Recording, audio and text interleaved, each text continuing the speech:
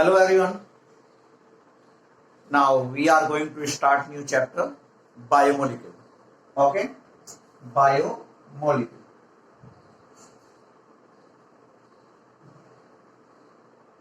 Okay, भाई biomolecules होते क्या है? बायोमोलिक्यूल्स देखो, जो बायोमोलिक्यूल्स है मैक्रोमोलिक्यूल्स होते हैं। क्लियर? बड़े मोलिक्यूल। ओके, जो छोटी छोटी यूनिट के ऐड होने से बनते हैं, रिपीटिंग वे में ऐड होते जाते हैं। तो चलिएगा, सबसे पहले हम लोग लिखते हैं यहाँ पर definition of biomolecule. Okay, heading डालिएगा बायोमोलिक्यूल। बायोमोलिक्यूल। Okay, biomolecule. हाँ, तो बायोमोलिक्यूल में लिखेंगे biomolecules are macromolecules. Biomolecules are macromolecules in which chemical reaction take place. Biomolecules are macromolecules in which chemical reaction take place in living organism. In living organism. Okay? तो ये हमारी biomolecule की definition हुई। या फिर और करके इसकी एक और दूसरी डेफिनेशन लिखेगा बायोमोलिक्यूल की।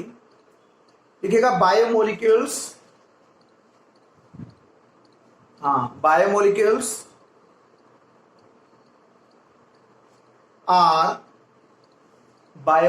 Are natural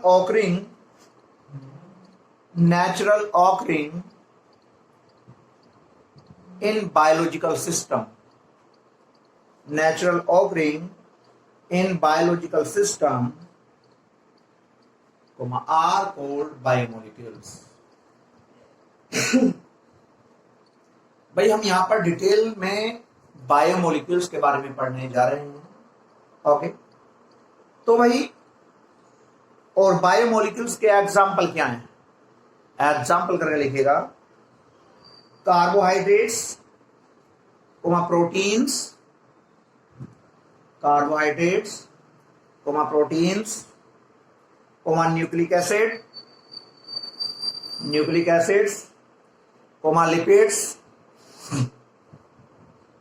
lipids, etc. Okay, तो बेटा ये हमारे बायोमोलिक्यूल्स हैं। अब हम यहां पर सही करके पढ़ेंगे सबसे पहले कार्बोहाइड्रेट्स। ओके, तो आप लोग न्यू हेडिंग डालिएगा कार्बोहाइड्रेट्स। क्लियर? कार्बोहाइड्रेट्स। क्लास, जो कार्बोहाइड्रेट्स होते हैं, सबसे पहले आप लोग इस तरह से जानिएगा बेटा। देखो, कार्बोहाइड्रेट्स तो बहुत तरह के होते हैं, लेकिन आपको डेफिनेशन याद करानी है। ठीक है? देखो, जो हमारी शुगर होती है, यदि मैं शुगर को वाटर में डिजोल्व कर दूं इन दी प्रेजेंस ऑफ एसिड, थोड़ा सा एसिड में वहां पर मिक्स कर दूं, तो शुगर ग्लूकोज और फ्रक्टोज में डिवाइड हो जाती है। ठीक है? अब देखो, ग्लूकोज जो कि पूरे डिटेल में हम यहां पर पढ़ेंगे कि इसका स्ट्रक्चर कैसे बनता है। ठीक है? कीटोन का स्ट्रक्चर कैसे बना है, कैसे कैसे इन्हें सर्च किया गया है। तो सबसे पहले मैं आपको एक टेम्परेरी तौर पर यहां पर स्ट्रक्चर ड्रॉ कर रहा हूं। ग्लूकोज का भाई CHO। ठीक है? और ये CHOH का होल 4 CH2OH, ये तो है ग्लूकोज। ओके, ये भी कार्बोहाइड्रेट है। एक चलो मैं कीटोन का ड्रॉ कर लेता हूं, CH2OH, C double bond O, CHOH का होल थ्राइस CH2OH। देखिएगा, ये ग्लूकोज, ये आपका फ्रक्टोज। बेटा, ग्लूकोज में होता है एल्डिहाइड फंक्शन ग्रुप, कीटोन में होता है, और फ्रक्टोज में होता है कीटोनिक फंक्शन ग्रुप। ठीक है? और देखो, यहां पर हमारे 5 OH ग्रुप हैं, यहां पर भी 5 OH ग्रुप हैं। ठीक है? क्लियर। तो ये पॉलीहाइड्रोक्सी कंपाउंड है, क्यों OH कई सारे हैं, पॉलीहाइड्रोक्सी एल्डिहाइड और कंपाउंड। भाई पॉलीहाइड्रोक्सी तो दोनों हो गए भाई, 5 हमारे OH हैं, तो पॉलीहाइड्रोक्सी, पॉली मीन्स कई सारे, ओके, लार्ज नंबर में, पॉलीहाइड्रोक्सी एल्डिहाइड और कीटोन। और सब्सटेंस का मतलब जैसे ग्लूकोज है भाई, सॉरी ग्लूकोज नहीं, शुगर है, शुगर में क्या आपके भाई ग्लूकोज भी है, फ्रक्टोज भी है, तो हम इन्हें कार्बोहाइड्रेट्स बोलते हैं, ठीक है। तो आप कार्बोहाइड्रेट्स की डेफिनेशन लिखिएगा, the carbohydrates may be defined as, the carbohydrates may be defined as, the carbohydrates may be defined as, these are optically active, these are optically active, these are optically active polyhydroxy aldehyde और ketones, polyhydroxy aldehyde और ketones और the compounds, और the compounds भाई जो इनके बड़े बड़े compounds हैं जिन्हें बहुत सारे यानी कि ग्लूकोज फ्रक्टोज कनेक्ट होते हैं, ठीक है, ओलिगोसैकराइड है और पॉलीसैकराइड है, पर हो गया आप यहां पर सही कर दें तो अभी आप कंफ्यूज ना हो,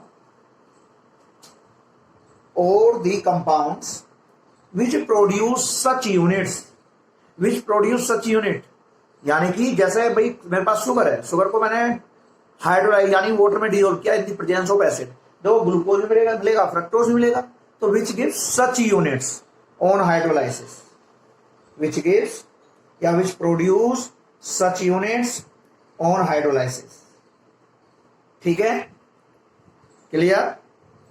अब आप लोग यहां पर न्यू लाइन से लिखिएगा example of carbohydrates, example of carbohydrates भाई क्या क्या है, ग्लूकोज हो गया, फ्रक्टोज भाई ये हो गए, ग्लूकोज हो गया, फ्रक्टोज हो गया, ठीक है, स्टार्च हो गया, क्लियर। तो लिख रहे हैं आप एग्जाम्पल, ये एक दो example, glucose, fructose, cellulose, starch, okay. Sucrose भी लिख लो, सुक्रोज, शुगर को ही हम सुक्रोज बोलते हैं, सुक्रोज, SUCROS, सुक्रोज, ठीक है बेटा। अब यहां पर आप लोग कुछ बेसिक बातें, ठीक है, कुछ बेसिक बातें जो बहुत अच्छी नॉलेज है, बहुत अच्छी इंफॉर्मेशन है, आप लोग लिखिएगा फुल स्टॉप लगाकर न्यू लाइन से, बेटा न्यू लाइन से एक लाइन छोड़कर तब जाकर न्यू लाइन से लिखिएगा, such carbohydrates are sweet in taste, such carbohydrates which are sweet, मीठे होते हैं, which are sweet in taste are called sugars, उन्हें शुगर के नाम से जानते हैं, are called sugars, okay.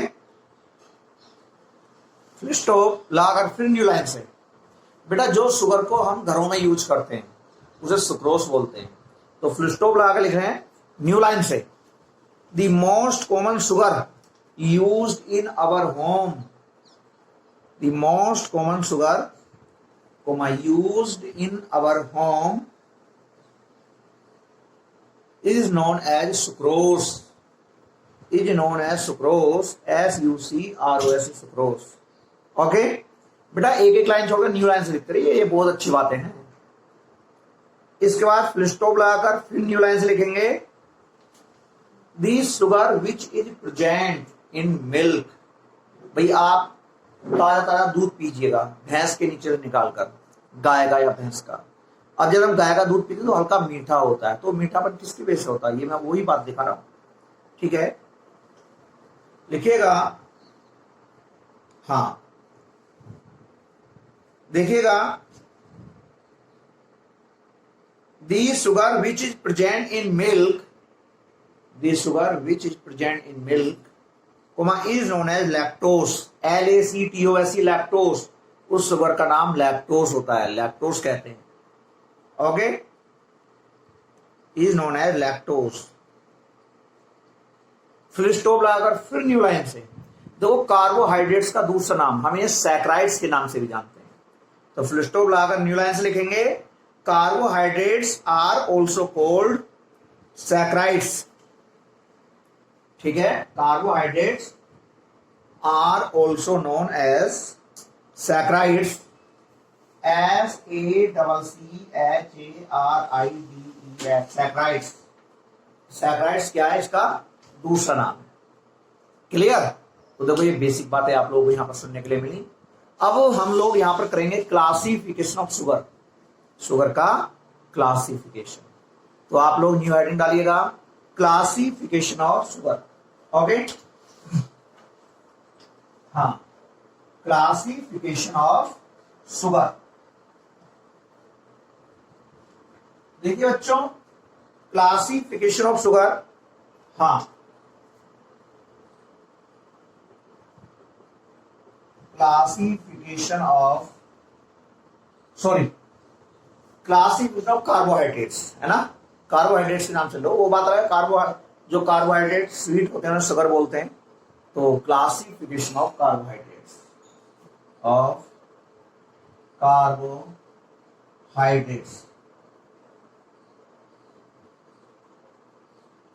Okay, classification of carbohydrates, CARBO, कार्बो HYDRA, sorry, ठीक है, कार्बोहाइड्रेट्स, CARBO, कार्बो HYDRATES, कार्बोहाइड्रेट्स। जल्दी से हेडिंग डालें, लिखिएगा बेटा। हाँ, on the basis of hydrolysis, carbohydrates are divided into three parts. Carbohydrates are divided into three parts. Okay, सबसे first part है मोनोसैकराइड्स। देखो, मोनोसैकराइड्स,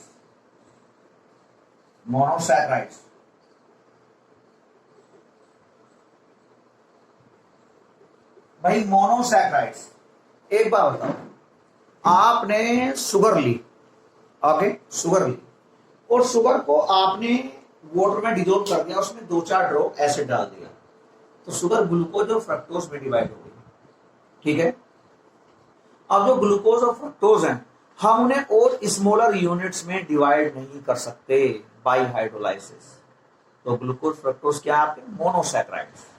ठीक है, तो मोनोसैकराइड में जैसा आगे लिखेंगे, हाँ, a carbohydrate that cannot be broken, a carbohydrate that cannot be broken,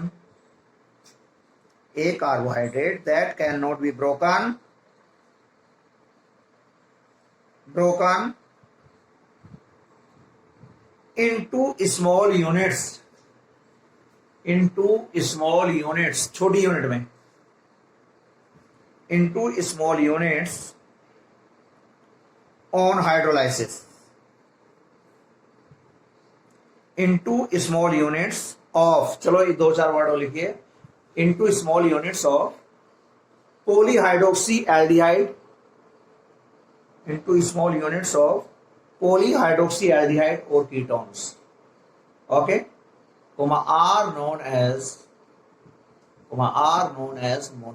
monosaccharides, okay, are known as monosaccharides। बेटा देखना, जिन कार्बोहाइड्रेट्स को स्मॉल यूनिट्स में ब्रेक नहीं कर सकते ऑन हाइड्रोलाइसिस, इनटू, ठीक है, इनटू स्मॉल पॉलीहाइड्रोक्सीएल्डिहाइड और कीटोन्स। बेटा एक बार और मैं डेफिनेशन को रिपीट कर रहा हूं, ओके, तो क्या है, a carbohydrates that can not be broken into small units, okay, into small units of polyhydroxyaldehyde और कीटोन्स ऑन हाइड्रोलाइसिस, ठीक है, are known as monosaccharides. Example लिख लो भाई, ग्लूकोज हो गया, फ्रक्टोज हो गया, राइबोज, इसके example glucose, fructose, ribose etcetera, ये इसके यूनिट्स हैं। हम इन्हें हाइड्रोलाइसिस करके और स्मॉल यूनिट में हम ब्रेक नहीं कर सकते, ठीक है, राइबोज एक्सेट्रा। इसके बाद मोनोसैकेराइड के बाद हमारे आते हैं ओलिगोसैकेराइड्स, ठीक है, ओलिगोसैकेराइड्स। देखो ओलिगोसैकेराइड, हाँ ओलिगोसैकेराइड, OLIGO, ओलिगोसैकेराइड। तो ओलिगोसैकेराइड की डेफिनेशन लिखिएगा। देखो ऐसे कार्बोहाइड्रेट जो हाइड्रोलाइसिस होने पर 1 से लेकर 10 यूनिट्स देते हैं, यानी 1 से लेकर 10 यूनिट्स ऑफ मोनोसैकेराइड देते हैं, ठीक है। तो लिखेंगे carbohydrates that gives, carbohydrates that gives, sorry 1 in 2 to 10, carbohydrates that gives 2 to 10, जो 2 से लेकर 10 यूनिट तक देते हैं मोनोसैकेराइड के, okay. Carbohydrates that gives 2-10 units of monosaccharides on hydrolysis, are known as oligosaccharides, ठीक है। जो 2 से लेकर 10 यूनिट्स तक देते हैं ऑन हाइड्रोलाइसिस, उन्हें हम ओलिगोसैकेराइड्स कहते हैं। लिस्टो ब्लॉक का न्यू लाइन से लिख लो, oligosaccharides are further subdivided, oligosaccharides are further subdivided into देखो भाई, जैसे आपके जो डाइसैकेराइड्स हैं, डाइसैकेराइड्स देखो gives 2 units, gives 2 monosaccharide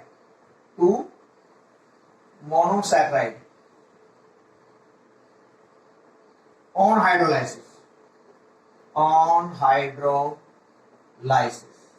जो 2 यूनिट देते हैं उन्हें बोलते हैं डाइसैकेराइड। ऐसी ट्राइसैकेराइड,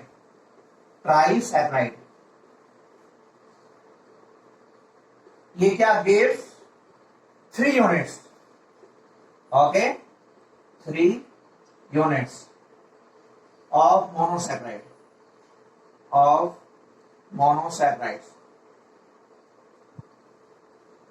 on hydrolysis।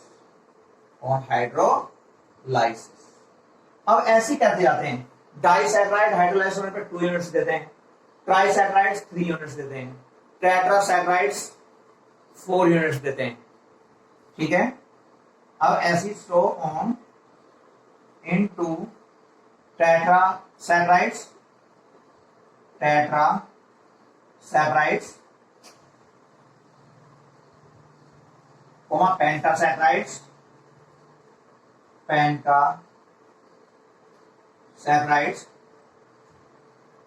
एक्सेट्रा, ठीक है। तो बड़ा जल्दी से नोट कराइए। और देखो हाँ एक बात और बेटा, सॉरी, इनके देखो, चलो पहले आप लोग ये नोट कर लीजिएगा,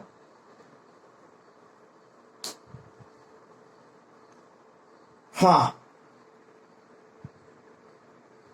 जल्दी से लिखें। इसके बाद फुल स्टॉप लगाकर न्यू लाइन से लिखिएगा, फुल स्टॉप लगाकर न्यू लाइन से लिखें। सुक्रोस, ये एग्जाम्पल है बेटा। Sucrose on hydrolysis gives glucose and fructose, sucrose on hydrolysis gives glucose and fructose, so it is a disaccharide। क्यों? ये 2 यूनिट्स दे रहा है, so it is a disaccharide, okay. अब इसके बाद आते हैं पॉलीसैकेराइड में। बेटा मेरा न्यू हेडिंग है पॉलीसैकेराइड, क्लियर। पॉलीसैकेराइड, देखो पॉलीसैकेराइड क्या होते हैं, हाँ पॉलीसैकेराइड क्लास 3rd टाइप का जो वो है वो है पॉलीसैकेराइड, पॉलीसैकेराइड्स। अब देखो जो पॉलीसैकेराइड्स होते हैं वो हाइड्रोलाइसिस करने पर 10 से ज्यादा यूनिट देते हैं, उन्हें हम पॉलीसैकेराइड्स बोलते हैं। तो लिखिएगा definition, carbohydrates which gives a large number of monosaccharides, carbohydrates which gives large number of monosaccharides, bracket में लिख लो more than 10, ब्रैकेट में लिख लो more than 10, on hydrolysis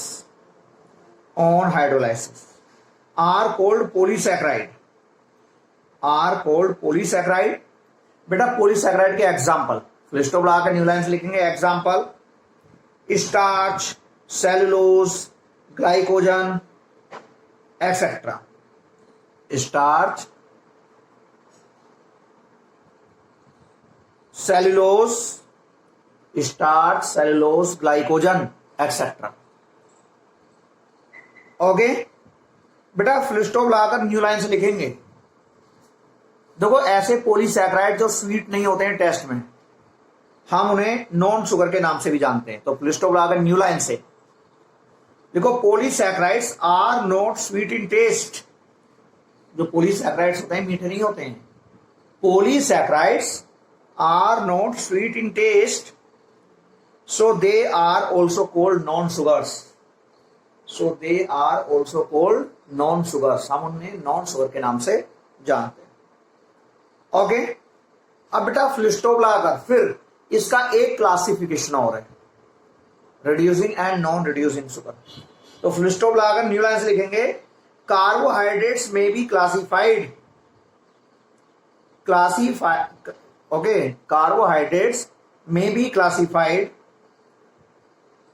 into reducing or non-reducing sugar,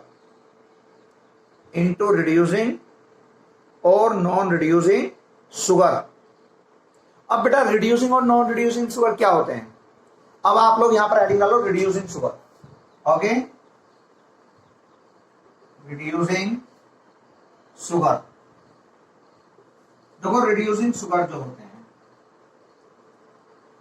reducing sugar जो ऐसे sugar या जैसे glucose है, देखो glucose actually tolerance agent Fehling solution की हेल्प से रिड्यूस हो जाता है। मैंने ये टेस्ट लैब में कर रखा है, ठीक है। तो आप लोग हेडिंग डालें रिड्यूसिंग शुगर लिखें। हाँ रिड्यूसिंग शुगर की डेफिनेशन लिखिएगा, those carbohydrates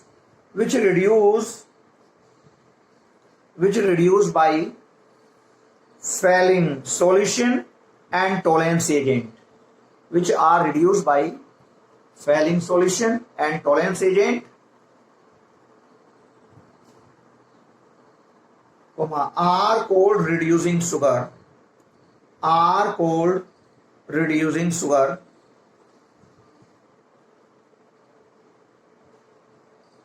Example, all monosaccharides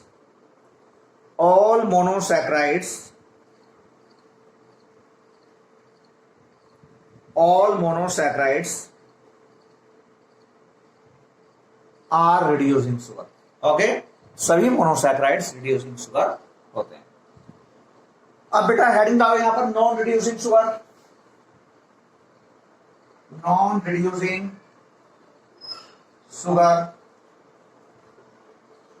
ठीक है।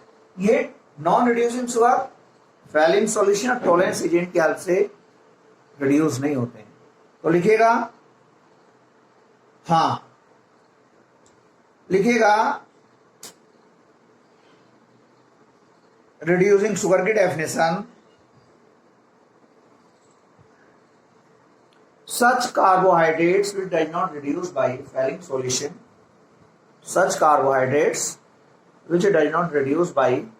failing solution, or tolerance agent, are known as reducing sugar. Are known as non-reducing sugar. Example लिख लो, example disaccharides, disaccharides, disaccharides, because there are not free aldehydic or ketonic group, because there are not free aldehydic or ketonic group, comma they connect to each other, they connect to each other. Okay बेटा, ये हमारे example हो गए non reducing sugar के। Clear? हाँ, अब इसके बाद भाई एग्जाम्पल तो पता लग गई, जैसे सुक्रोज, नॉन रिड्यूसिंग शुगर का एग्जाम्पल सुक्रोज, सुक्रोज सीख ले। अब इसके बाद आप लोग हेडिंग डालिएगा मोनोसैकराइड्स। बेटा यहां पर मोनोसैकराइड्स का आपकी क्लासिफिकेशन है, एक तरह से एक्सप्लेनेशन है, तो अब आप लोग हेडिंग डालो मोनोसैकराइड्स। ओके, मोनोसैकराइड्स, हाँ मोनोसैकराइड्स, मोनोसैकराइड्स। देखो मोनोसैकराइड्स क्या होते हैं एक्चुअली, यानी इनका एक तरह से तो लिखेंगे मोनोसैकराइड में, monosaccharides are further classified, monosaccharides are further classified on the basis number of carbon atoms, on the basis number of carbon atoms and the functional group present in them, and the functional group present in them. Full stop. If a monosaccharide contain an aldehyde group, contain an aldehyde group, contain an aldehyde group, contain an aldehyde group, comma are known as aldose, ALDOSE, aldose. Full stop. If monosaccharide contain ketonic group, if monosaccharide contain ketonic group, are known as ketose, are known as ketose, KETOSE, ketose. देखो बच्चों table देखो, हाँ यहां पर देखो carbon atom, ये तो number of carbon atom, ठीक है, नंबर ऑफ कार्बन एटम। अब इसके बाद जनरल टर्म, जनरल टर्म में हम उसे क्या क्या कहेंगे, जनरल टर्म, ठीक है। यदि एल्डिहाइड फंक्शनल ग्रुप है तब उसका नाम क्या होगा, एल्डिहाइड, एल्डिहाइड। और जब उसमें कीटोन फंक्शनल ग्रुप है तब उसका नाम क्या होगा।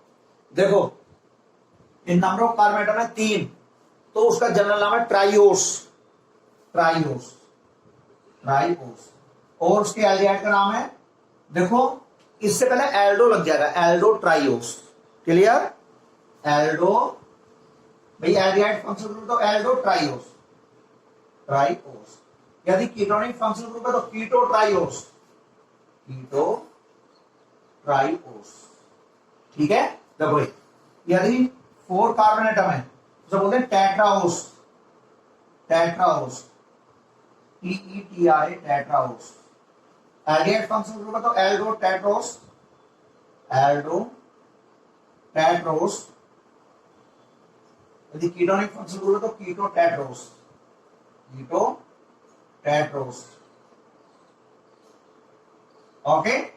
यदि 5 फंक्शनल ग्रुप है, सॉरी 5 कार्बन एटम है तो पेंटो, हाँ पेंटोस, पेंटोस, ठीक है, पेंटोस। बेटा टेट्रोस, ए नहीं है यहां पर, टेट्रोस, ठीक है, ए नहीं है, टेट्रोस, हाँ। देखो ये 5 कार्बन एटम है तो pentose, Aldo pentose, Aldo pentose, ठीक है।